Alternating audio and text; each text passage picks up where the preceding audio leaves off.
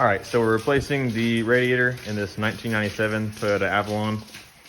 Reason being, you can see it's cracking all along the top and leaking coolant. So first thing you're going to do is lift up the passenger side of the vehicle so you can get to the petcock valve on the bottom to drain the coolant. That's going to be located right there. Just open that valve and you can let it drain. After you open the drain valve, you can go ahead and take the cap off. It will help it drain faster. From there, you can go ahead and remove the connectors for the cooling fans there and there. And then underneath the vehicle, you're going to have 4 bolts for the fan shroud assembly at the bottom. You're going to have, I believe, 3 along here at the top. And you can go ahead and remove all of those.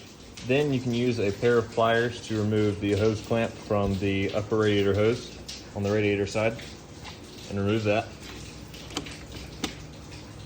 And you should be able to pull both of these right out individually. Next, you're going to want to remove the hose clamps from the transmission cooler lines that go to the bottom of the radiator, there and there, and then pull those hoses off. You're going to lose a little bit of fluid, so have some kind of drain pan underneath it to catch any fluid that drips out. So afterwards, you're probably going to want to check your transmission fluid level and make sure it is at the proper level. So remove those. Next, you're going to want to remove the bottom radiator hose clamp and remove the bottom radiator hose from the radiator. Then you're going to want to remove the 2 12mm bolts here and here to remove these brackets from the top of the radiator. After that, the radiator should come right out, just like that. When you are lowering your new radiator back down, make sure that you still have a bushing there and a bushing there, and that the 2 pegs on the bottom of the radiator slide into those 2 pieces. Once your radiator is in place, you can reattach your mounts, reattach your lower coolant hose, and reattach your transmission cooling lines and fasten all of the clips back on. Then you just lower your 2 fan assemblies back into place.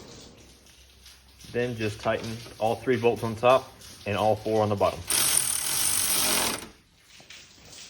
Then simply reattach your upper radiator hose and reconnect both of your cooling fan connectors.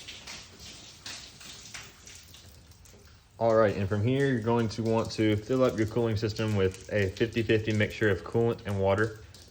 And from there, you're going to want to start your engine, let it warm up to operating temperature, let all the air bubbles bleed out of the system, and then fill it back up and put the cap back on, and that is the job.